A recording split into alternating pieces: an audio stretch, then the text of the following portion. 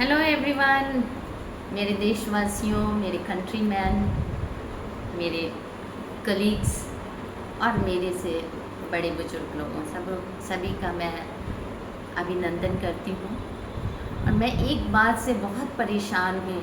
कुछ दिनों से हमारे देश में जो चल रहा है कि सुप्रीम कोर्ट ने ये ऑर्डर दे दिया कि जितने भी स्ट्रे डॉग्स हैं उनको पकड़ के दिल्ली से बाहर करना है।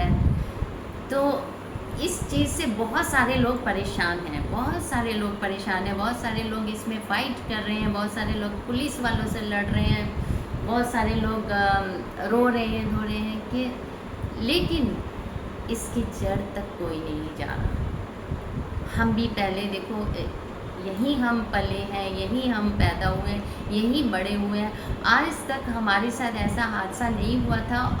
क्यों नहीं हुआ था अभी तक? ये अभी रिसेंटली शुरू हो रहा है। क्यों? पहले तो ऐसा कुछ नहीं था।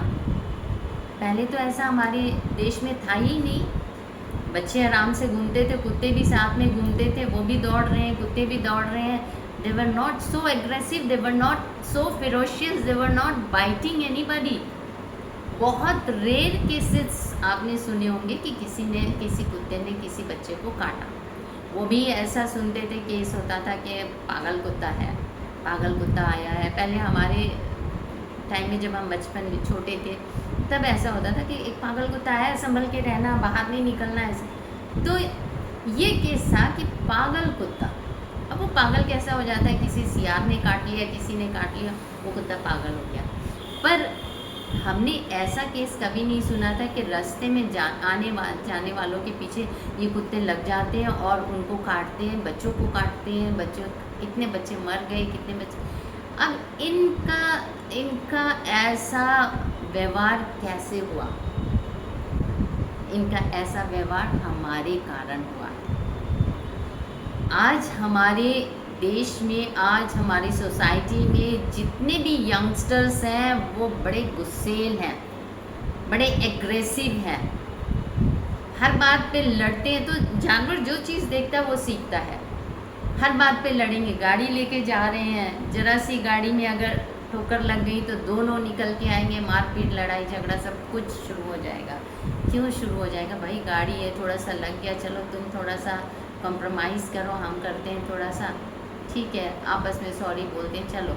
वो गाड़ियाँ इतनी सारी हो गई तो ज़रूर है, लगेगी ही किसी न किसी को। तो वो सहनशीलता जो थी वो ख़त्म हो गई हमारे देश से, पूरी की पूरी तरह से वो ख़त्म हो गई है। जो हमारे बच्चे हैं बात बात पर बंदूक निकाल लेते हैं, छोटी सी बात पे उसने उसको मार दिया, बंदूक निकाली और ख़त्म। क्यों भाई? ज़िंदगी इतनी ही ज़्यादा सस्ती हो गई है, क्यों ऐसा हो रहा है? अब यही चीज़ें हमारे जानवर देख रहे हैं तो जानवर क्या सीखेंगे?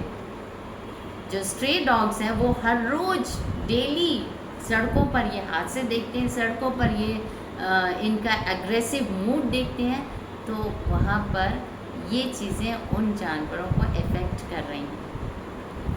अब वो जानवर तो वैसा ही बनेगा जैसा वो देखेगा। एक छोटी सी कहानी मैं बताना चाहूँगी आपको। एक एलिफेंट की कहानी है जिसका नाम था महिला मुखा। एक राजा का एलिफेंट था, आप लोगों ने सुनी होगी क्योंकि जातक कथाएं हम लोग बहुत पढ़ते हैं, बहुत सुनाते हैं बच्चों को, ताकि बच्चों के दिमाग में अच्छी अच्छी बातें रहें। तो राजा का ये एलिफेंट बहुत ही अच्छा था, बहुत डोसाइल, बहुत आज्ञाकारी था। अब अचानक से ये जो एलिफेंट है बहुत एग्रेसिव हो गया। इसने अपने महत्व को उठाया और पटका और ख़त्म कर दिया। और उसके बाद और जितने महट आए अलग अलग उनको भी उठाया, पटका, ख़त्म कर दिया। अब राजा परेशान कि मेरा हाथी ये कभी ऐसा था ही नहीं, ये क्या हो गया इसको? अचानक ये क्या हो गया? क्यों ऐसा हो गया? अब वो क्या करता है, सबको बुलाता है कि भाई वैद, हकीम, क्या क्या, एकदम सबको बुला के बोलता है कि देखो मेरे हाथी को क्या हो गया, इसका कोई इलाज कर सकता है? तो सब ने बोला एक ही इलाज है, इसे ख़त्म कर दो। बहुत सारे लोगों ने कहा इसे ख़त्म कर दो, इसे जंगल में छोड़ दो, ये पागल हो गया, ये ऐसा हो गया, ये वैसा हो गया। फिर अचानक एक महर्षि आए, उन्होंने कहा ठीक है, मैं पहले इस हाथी के साथ एक हफ्ते रहूँगा। राजा परेशान कि महर्षि आप रहोगे इसके साथ तो ये आपको भी मार देगा। बोलते आप मेरी चिंता मत करिए, मैं पहले इसको ऑब्जर्व करूँगा। महर्षि उसके साथ रहने लगे। अब रात को क्या होता है कि उसके स्टेबल में डाकुओं ने अपना ठिकाना बना लिया होता है। अब वो रात में डाकू सब आते हैं और अपनी जो एक्टिविटीज़ है अगले दिन की उसको शुरू करते हैं कि कल क्या करना है और आज क्या हुआ, आज क्या किया, कितना लूटपाट किया, कितनों को मारा, क्या किया, वो सारा डिस्कशन वहाँ पर उनका चलता है। अब ये हाथी वही डिस्कशन सुनता है, इसके दिमाग में वही सेट होते जाता है। तो जब से वो डाकू वहाँ पर आए थे, ये हाथी का मूड जो है वो बदलने लगा था। कैसा होने लगा था, उन डाकुओं की तरह मर्डरर और बड़ा एग्रेसिव फाइटर, जिसको देखना उसको मारना, जिसको इस तरह का वो बन गया था। तो अगले दिन फिर महर्षि ने बोला कि भाई तुम्हारे यहाँ तो डाकू हैं, उनको निकालो। पहले डाकुओं को पकड़ा गया, उनको वहाँ से हटाया गया।